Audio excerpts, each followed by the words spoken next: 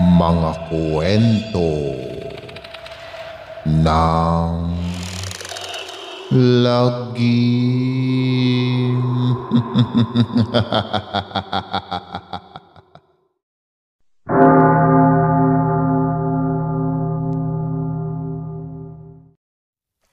Kamusta mga giliw naming tagapakinig? Mapagpalang araw po sa inyong lahat. Nagugustuhan niyo ba ang mga kwentong lagim? Pwede kayong mag-send sa amin ng mga kwentong katatakutan sa link provided sa baba. I-comment niyo po kung nasaan kayong lugar para ma-shoutout namin kayong lahat. At sa mga gustong magpa-shoutout, i-comment niyo na lang po kung nasaan kayo at kung ano ang pangalan po ninyo. Maraming salamat mga giliw naming tagapakinig. Isang katawan na naman ng tao ang natagpuan sa tabing ilog. Wala ng mata ang biktima at kanyang mga braso ay putol na rin. Butas din ang dibdib nito. Gabi-gabi na nangyayari ang karumal-dumal na krimeng ito. Hanggang ngayon, misteryoso pa rin sa mamamayan ng Santa Cruz kung sino ang gumagawa ng kagimbal-gimbal na nagaganap sa kanilang baryo. Pati ang mga otoridad ay wala ring maturo na sospek dahil malinis ang pagkakagawa ng krimen. Hindi na natiis ni Noel ang mga nagaganap. Desidido na siyang alamin kung sino ang tunay na salarin. Kahit pa buhay niya ang maging kapalit. Isang gabi, habang mahimbing na natutulog ang lahat, kinuha niya ang isang itak nila at lumabas ng bahay para pumunta sa may ilog. At doon niya nasaksihan kung sino ang salarin sa mga nagaganap na krimen sa kanilang baryo. Kahit nakatalikod sa kanya ang babae, ay kilalang-kilala niya ito. Ito ang kapitbahay niyang di makabasag pinggan. Hindi siya makapaniwala sa kanyang nasaksihan. Halos maduwal si Noel sa kanyang nakikita na kamatayan ng isang tao. Kahit pa nakatalikod ang sospek ng krimen, ay kitang-kita ni Noel ang nakakubra ngisi nito sa kanyang labi habang pinagpapalo ang ulo ng biktima upang makuha ang utak nimo gamit ang kanyang itak. Gamit ang mga kamay ng babae ay ibinaon niya ito sa mata ng nakakaawang biktima. Tinadtad rin ng salarin ang mga kamay ng biktima na tila bakarne ng baka. Dahang-dahang lumabas si Noel sa kanyang pinagtataguan nang hindi napapansin ng babae. Dali-daling tinaga ni Noel ang likod ng babae gamit ang kanyang itak. Ngunit hindi agad namatay ang babae na siyang ikinakaba ni Noel. Parang ngang hindi nito ininda ang pagkakataga ni Noel sa likod nito. Nanlilisik ang mga mata nitong hinarap si Noel at sinakmal sa liig. Halos hindi makahinga si Noel sa sobrang higpit nun. Ngunit sa di inaasahang pangyayari, nahawakan ni Noel ang kwintas ng babae. Ang kanyang nanlilisik na mata nito ay mas lalong lumala. Nagkaroon agad ng ideya si Noel. Hinila niya ang kwintas ng babae, dahilan para manghina ito. Walang inaksayang panahon si Noel at bigla niyang initak ang ulo ng babae. Habol ni Noel ang kanyang hininga Nang magising siya, isang bangungot lang pala ang lahat. Bumangon si Noel upang uminom ng tubig sa may kusina nila. Pagkatapos ay bumalik si Noel sa pagkakatulog. Nang magising kinaumagahan ay pumunta siya sa may tabing ilog upang kumpirmahin na wala talagang krimen ang nagaganap sa kanilang lugar. Pagkarating sa ilog ay nakita ni Noel kung gaano ito katahimik. Mapayapa ang buong paligid sa tabi ng ilog. Bumalik si Noel sa kanila upang maghanda para pumasok sa trabaho.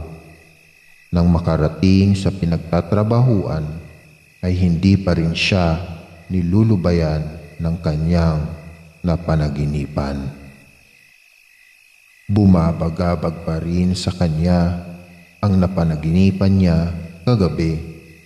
Ngunit binaliwala ni Noel ang naiisip upang hindi nito maapektuhan ang kanyang trabaho. Buong araw niyang binabad ang sarili sa trabaho. Nang uwian na nila ay naramdaman ni Noel ang napakalakas na pintig ng kanyang puso. Hindi talaga maganda ang kanyang pakiramdam. Ngunit binaliwala niya lamang ito. Iniisip lamang niya na ito ay epekto ng pagkakapi niya kaya bumibilis ang tibok ng kanyang puso. Pagkarating sa bahay nila, nanibago siya dahil wala ang kanyang mga magulang at kapatid. Mas lalo lamang bumilis ang tibok ng kanyang puso. Hindi na mapakali si Noel. Kadalasan ng mga ganitong oras ay nasa bahay na nila ang kanyang mga magulang at kapatid. Lumabas siya ng bahay at garalgal ang boses na tinatawag ang pangalan ng kanyang buong pamilya. Mas lalong lumakas ang tibok ng kanyang puso nang marating niya ang bahay ng tahimik niyang kapitbahay. Dito nakatira ang babaeng nakita niya sa kanyang panaginip na pumapatay ng tao. Kahit nangingibabaw ang kaba, ay kinatok niya pa rin ang pinto nito. Bumukas ito at iniluwa ang kanyang kapitbahay na di makabasag pinggan. Tinanong niya ito kung nakita ba nito ang kanyang pamilya. Ngunit iling lamang ang sinagot at sinabihan siya napuntahan ang kapitbahay nila, nakakalabas lang ng bilibid na ang kanyang pamilya ang nagpakulong. Bago siya pinagsarahan ng pinto, dali-dali siyang pumunta sa sinasabing bahay upang itanong ang tungkol sa kanyang pamilya. Ngunit sinagot rin siya nito na hindi nito nakita ang kanyang hinahanap. Hindi naniniwala si Noel. Sinabihan niya ito na gumanti ito dahil pinakulong siya ng kanyang pamilya. Ngunit sinagot lamang siya nito na kahit pa makulong siya, ulit ay alam niyang wala siyang kasalanan sa pagkawala ng pamilya nito. Walang nagawa si Noel. Halos nawala na si Noel ng pag-asa na makita ang kanyang pamilya. Laglag ang dalawang balikat niya nang umuwi siya sa kanila at doon umiyak. Habang patuloy sa pag-agos ang masaganang luha ni Noel mula sa kanyang mata, ay nakarinig siya ng tinig. Para bang inaakit siya ng tinig na ito. Dahan-dahan niyang sinundan ito upang makita kung sino ang nagmamay-ari ng tinig. Habang papalapit ay tila ba kilala niya kung sino ang may-ari nito. Nang matunto ni Noel ang boses, ay biglang nanglamig ang kanyang buong katawan. Tila ba hindi siya makagalaw. Nais niya mang lapitan ang kanyang pamilya ay hindi niya magawa. Nakita niya kung paano pumikit ang kanyang nakakabatang habang kumakanta, na kahit iniinda na nito ang galos at sugat sa kanyang katawan ay nakukuha pa rin itong kumanta. Ramdam na ramdam ni Noel ang hirap na dinadanas ng kanyang buong pamilya. Natauhan lamang si Noel nang tawagin siya ng isa niyang kapatid. Dali-dali siyang lumapit dito at umiyak na tinatanong ang mga ito kung sino ang gumawa sa kanila ng ganong klaseng krimen. Nakita niya ang kanyang ina na sobrang hirap na dahil sa pinaghalong sakit at pagod. Nakita niyang putol na ang mga daliri ng kanyang ina. Puno rin ng sugat ang buong katawan nito. Nalingunan din niya ang isa pang kapatid na lalaki na nanaligo sa sariling dugo nito at wala ng ulo. Hindi maubos-ubos ang luha ni Noel dahil sa nasaksihang patay na ang isa niyang kapatid. Samantala, ang kanyang ina at dalawa pang kapatid ay nahihirapan na ring huminga na tila ba anong oras ay mawawala ang mga ito. Umiyak si Noel habang tinatanong ulit ang mga ito kung sino ang gumawa sa kanila ng nasabing krimen. Ngunit sinabi lamang ng mga ito na umalis na siya doon at mag-report sa mga pulis. Sinabi din sa kanya ng kanyang pamilya na mag-ingat siya at huwag magpapakita kay Lisa, ang babaeng kapitbahay nila, na napakatahimik. Ang pinagtanungan niya kanina, ngunit tinuro pa nito si Carding na kagagaling lang ng bilibid, kahit na wala man itong kasalanan. Nagsisi si Noel sa ginawang pamimintang. Gayunpaman, hindi umalis si Noel sa tabi ng kanyang mga pamilya. Sa halip ay kinuha niya ang telepono sa kanyang bulsa at tumawag ng tulong sa pulisya. Hindi pa man din natatapos ni Noel ang sasabihin ay bigla siyang nasigaw na sa sakit ng nararamdaman niya ang matulis na bagay na tumarak sa kanyang kamay dahil upang malaglag ang teleponong hawak nito. Paglingon ni Noel ay nakita niya ang nanlilisik na mata ni Lisa. Bigla na lamang siya nitong sinugod. Hindi makagalaw si Noel nang sakmalin niya ito sa liig. Halos malagutan siya ng hininga nang maisip niya na ganito rin ang nangyari sa kanyang panaginip. Biglang naisip ni Noel ang kwintas na halos mapamura siya nang makita niya na wala itong kahit na anong bagay na suot. Hindi makapaniwala si Noel na ang kanyang panaginip ay nagkatotoo. Kahit pa may iba na naiiba, halos mawala na si Noel ng hininga nang biglang humandusay sa lupa ang babae at mabilis na naligo sa sariling dugo. At doon niya nakita si Carding na may kasamang mga pulis. Nagpasalamat si Noel kay Mang Carding at sa mga pulis bago nilapitan ang buong pamilya at halos mahimatay siya nang makitang wala ng buhay ang mga ito. Patay na ang kanyang buong pamilya.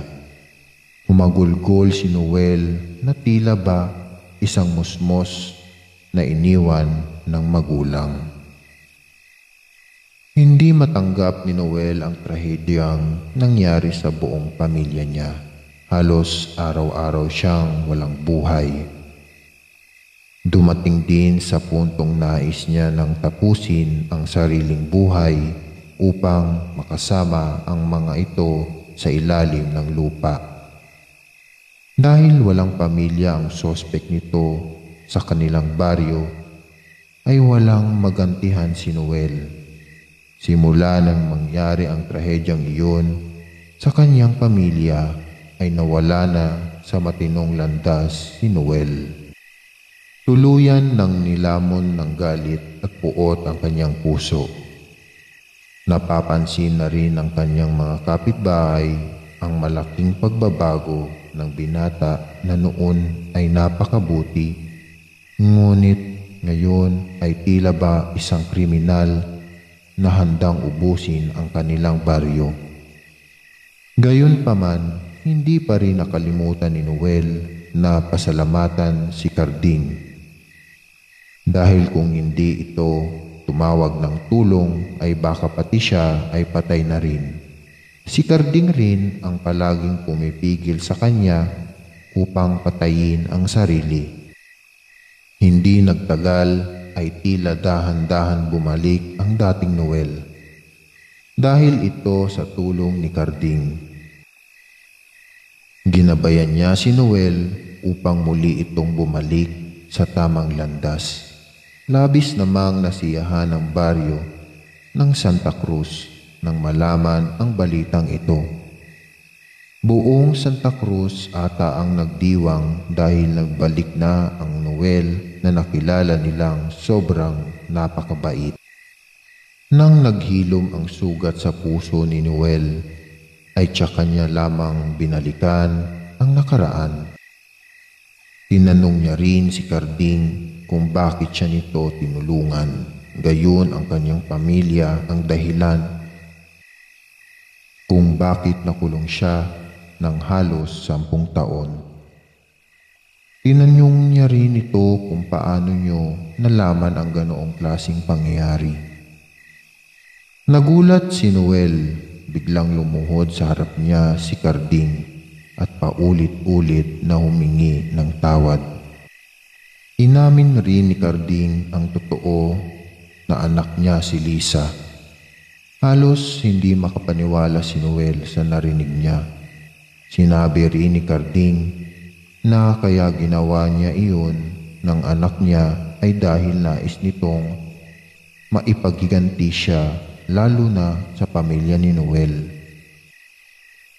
Inamin rin ni Carding na hindi totoo ang binibintang na kasalanan ng pamilya ni Noel kay Carding. Ito ay kagagawan lamang din ng kanyang anak. At dahil sa labis na pagmamahal sa anak ay inako niya ito. Sa loob lamang ng bilangguan, siya namulat ng labis na ang pagmamahal niya sa anak na dumating na sa puntong kaya na nitong gumawa ng masama.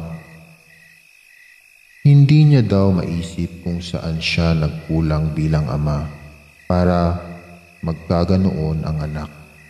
Ngunit naisip rin nito na marahil nagkaganoon ang anak ay dahil sa kasalanan na ginawa niya sa ina nito. Inamin rin ni Carding kay Noel na siya mismo ang bumaril kay Lisa sa may tabing ilog. Hindi halos maproseso ni Noel ang mga inamin sa kanya ni Carding, ngunit nagawa niyang tawagan ang mga otoridad upang ipaalam ito. Walang imik na sumama naman si Carding. Ani pa nito ay handa na siyang magbayad sa mga kasalanang nagawa niya.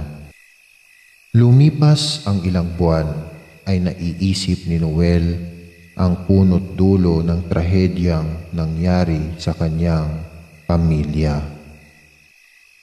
Hindi isang kriminal si Lisa, Biktima lang din ito ng nakaraan.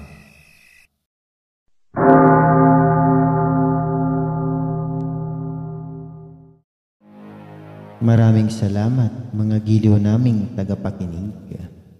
Huwag po nating kalimutan mag-subscribe at mag-like ng ating channel para sa mga kwento ng lagi.